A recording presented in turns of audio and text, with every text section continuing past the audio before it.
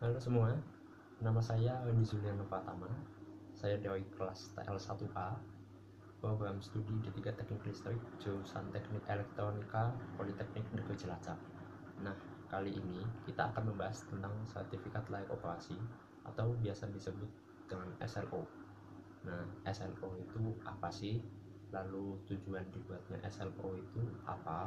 Lalu apa sih ya yang digunakan untuk membuat SLO? Nah, kali ini simak terus ya videonya. Oh ya, jadi di video ini isinya itu kayak orang ngobrol. Jadi ada sebuah pertanyaan dan ada sebuah jawaban. Jadi anggap aja ini kayak Q&A gitu. Selamat menyaksikan. SLO itu apa sih? SLO adalah bukti pengakuan formal suatu instalasi tenaga listrik telah berfungsi sebagaimana kesesuaian persyaratan yang ditentukan dan dinyatakan siap dioperasikan.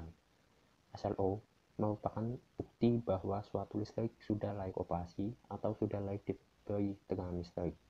SLO diterbitkan oleh Lembaga Inspeksi Teknik yang ditunjuk pemerintah untuk melakukan inspeksi kelayakan operasi atas instalasi listrik yang dipasang oleh pemohon. Nih, contoh-contoh SLO. Hmm. Hmm. Kalau masih penasaran, lihat Google aja ya. Hehe.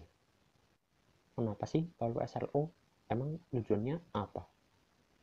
Tujuan dibuatnya SLO itu untuk satu, melakukan standarisasi keamanan dan kualitas dari instalasi listrik yang terpasang. 2. Memastikan bahan-bahan yang terpasang dan pemasangannya sesuai standar atau SNI. 3. Menghindari segala bentuk bahaya dari listrik.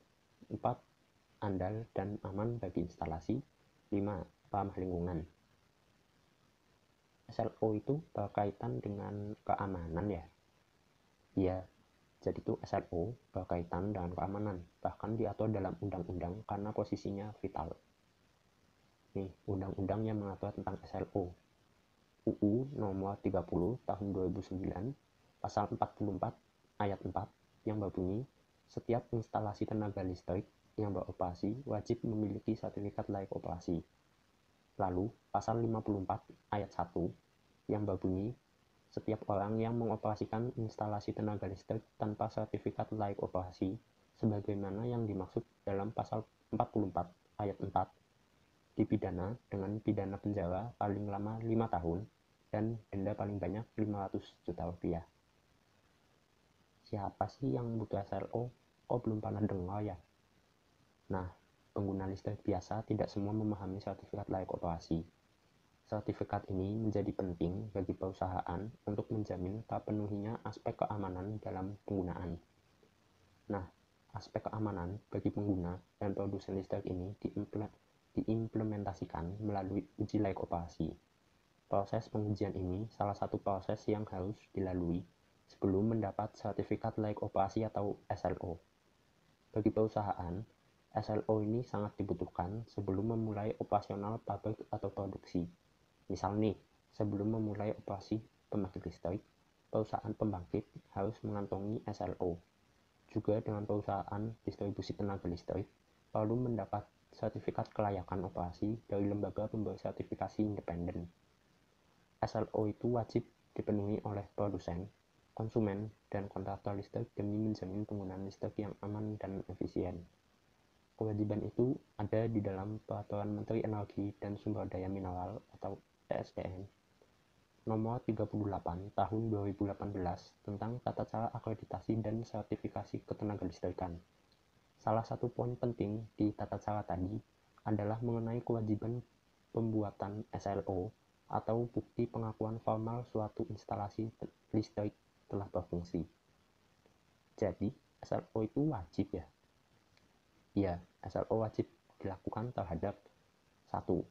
Peralatan dan instalasi pembangkit listrik tenaga listrik, yaitu PLTU, PLTG, PLTGU, PLTMG, PLTP, PLTD, PLTA, PLTM, pembangkit listrik, energi baru dan terbarukan. Untuk kepanjangannya bisa dibaca sendiri ya. Lalu 2. Peralatan dan instalasi jaringan, SUTET, SUTT, GI, SUTM, gardu induk, CTM, CTL, instalasi bangunan komersial, ya rumah-rumah itu. 3. Peralatan dan instalasi mesin industri. Ada turbin, boiler, heat exchanger, generator set atau biasa disebut genset. Oh gitu. Terus gimana caranya buat SLO? Alur pembuatan SLO. 1. Permohonan SLO diajukan oleh calon pelanggan bisa dengan dua cara, yaitu 1. Dengan mengisi formulir di laman slo.dck.sdm.go.id/pendaftaran, atau 2. Dengan menghubungi LIT Tenaga Listrik Akreditasi. 2. Bila permohonan sudah dikirimkan atau disubmit, selanjutnya pemohon tinggal menunggu email verifikasi berisi link untuk melakukan validasi. 3. Setelah dilakukan validasi, maka pemohon akan menerima email yang berisi informasi apakah pendaftaran berhasil atau tidak, disertai dengan nomor agenda. 4. Setelah itu, LIT menghubungi pemohon untuk mengkonfirmasi tentang pembayaran, biaya pendaftaran, dan waktu pelaksanaan pemeriksaan dan pengujian. 5. Pemeriksaan dan pengujian dilaksanakan. 6. Jika hasil pemeriksaan dan pengujian menyatakan instalasi layak operasi, SLO akan terbit dalam 3 hari kerja. Dan yang terakhir, SLO tersebut sudah bisa digunakan untuk sambung daya kepada PLN. Tadi kan ada biaya. Emang berapa? Kan sensitif tuh. Ini, langsung simak aja bos. Biaya sertifikasi layak operasi. 1. Instalasi pemanfaatan tenaga listrik tegangan rendah. 1. Batas atas biaya pemeriksaan dan pengujian instalasi pemanfaatan tenaga listrik tegangan rendah sampai dengan kapasitas 197 kV ampere.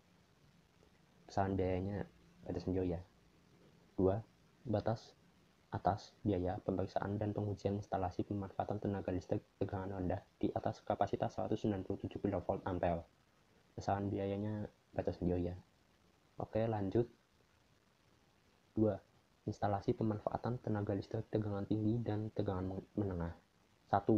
Batas atas biaya pemeriksaan dan pengujian trafo. Besaran biayanya baca sendiri ya. 2. Batas atas biaya pemeriksaan dan pengujian kubikel dan jaringan. Besaran biaya tertingginya baca sendiri ya. Oh gitu. Itu kan buat ke LIT apa ya itu? LIT itu apa sih? LIT, Lembaga Inspeksi Teknik Listrik Akreditasi, adalah lembaga yang diberi kewenangan oleh Kementerian ESDM untuk memeriksa kelayakan operasi instalasi listrik. Dokumen SLO bisa diterbitkan oleh Lembaga Inspeksi Tenaga Listrik Akreditasi yang telah mendapat izin operasi dari pemerintah. Saat ini, tercatat ada 40 lembaga inspeksi teknik tenaga listrik akreditasi yang tercatat di Kementerian ESDM.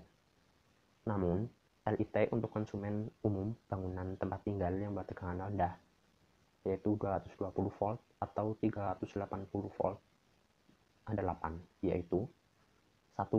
PT Konsuil Perdana Indonesia, Konsuil. 2.